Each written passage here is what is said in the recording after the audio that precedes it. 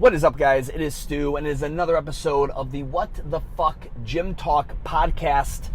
So I had Dr. Whitmer on the podcast recently. Doc Whitmer is the individual that is overseeing my testosterone placement therapy. He is also, he works with a lot of, he's in the space of TRT and all that. And if you didn't want to listen to the podcast and kind of get an idea of what I'm on and all that shit and why and the differences between peptides with growth hormone versus testosterone and all that shit, go listen to the podcast. I'm doing this because I just want to talk about the use of like TRT. And I think it's absolutely ridiculous that using TRT has like a negative stigma. Like, who gives a fuck?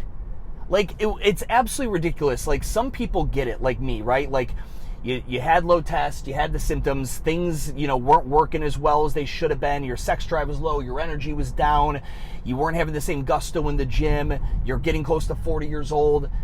Okay, cool. You find TRT, you get a doctor, you do it right, and you're good, and like you feel great. And then from that, there are people that just want to motherfuck you and be like, yeah, but you really shouldn't. I don't know. I wouldn't need that. Like, I feel like that's cheating. Like, cheating? What the fuck do you mean cheating? You can cheat in sports. You can cheat on games. You can cheat on a test. How are you cheating by taking something your body already produces? It's just not producing as much anymore, okay?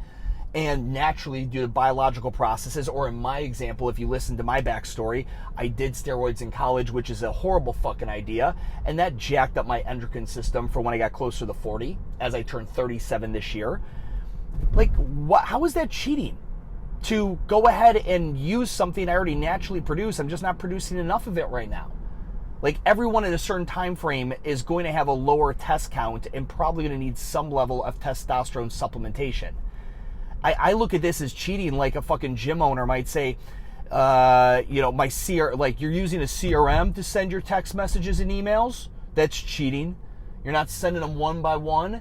You're not you're not individually sending those messages out to everyone. You're using a system that can automate it and blast it all. That's cheating.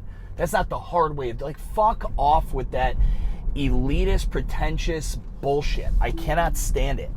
It's one of these things, and that's why I'm shooting this quick, doing this podcast, this video, if you're watching it, is because it's absolutely ridiculous that people need to feel ashamed or embarrassed. Like, I know guys, and I mentioned this on the podcast, that aren't telling their wives that they're on TRT.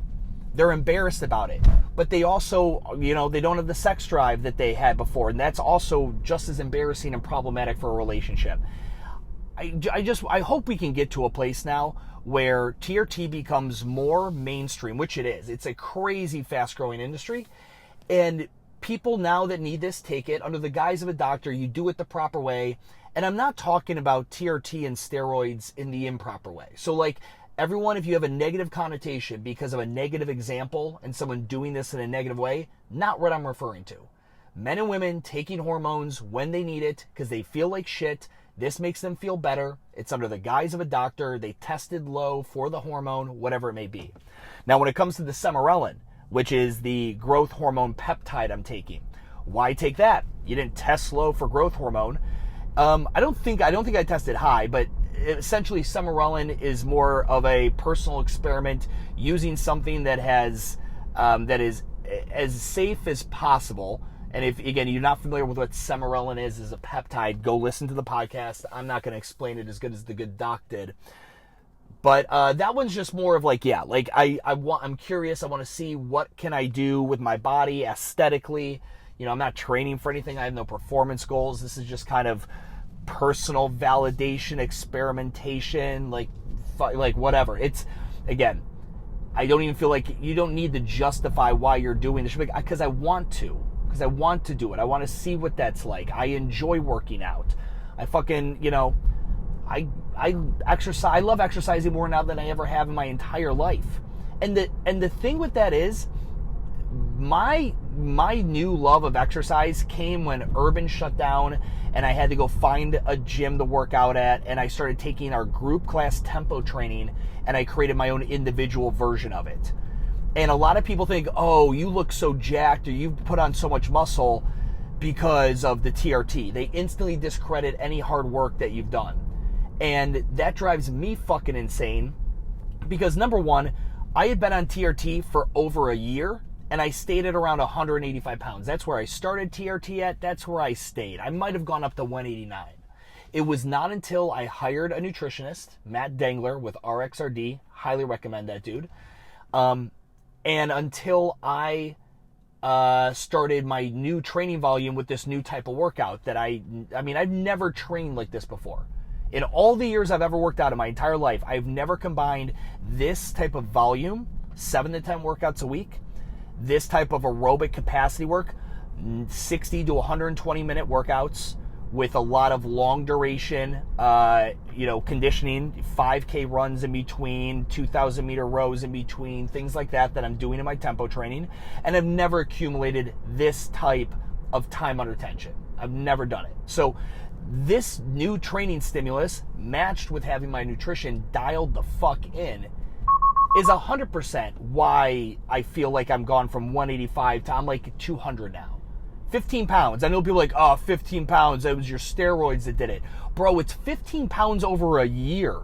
I shut down Urban and I had to go look for a new gym, beginning, I think, November 1 of 2022. Well, we're coming, literally, we're in September now of 2022. I'm sorry, 2021, end of October, beginning of November of 2021 is when I shut down Urban. I had to go find a new place to work out, and I went kind of all in with my new free time in, doing more workouts and rekindling my love with fitness. And now we're just under a year later. We're in September of 2022, so like 11 months. To put on 15 pounds of muscle in 11 months is not that fucking impressive. So that's like a pound and change per month, okay? So it's just like, I don't want to hear the bullshit of like, oh, the reason you have the results is because you took the jab, right? Because you're taking the hormones. Like again, it's just one of those ignorant opinions that you hear from the loud minority that I just want to make sure gets addressed real quick. But anyway, I'm going to close this out. I'm really hoping that anybody who is feeling like shit or, of recently their sex drive is decreased or something is going on that you think maybe it's a hormone issue, go get your shit tested, meet with a doctor and discuss your options. And if it's for you, great. And if not, great. No harm, no foul either way. I just want to make sure there's, I know it's not just me, but that there's people out there sharing this taboo and my positive experiences with it. And I hope other people who end up going this route have exact similar, scenarios and results that I've had with it. So that's it, guys. That's all I've got. Less business talk today, more personal fitness, respect the tempo type shit. If you're not following Respect the Tempo on Instagram, please go ahead and do so. I'm going to be sharing a lot of like my TRT regimen use, the Semarelin, all that stuff on that Instagram channel, like injections, all that. Just because I think it's interesting and I couldn't find a lot of information on this on YouTube and all that. So I want to do it for other people. So anyway, guys, until I talk to you in the next podcast, you know the deal. Have a great fucking day.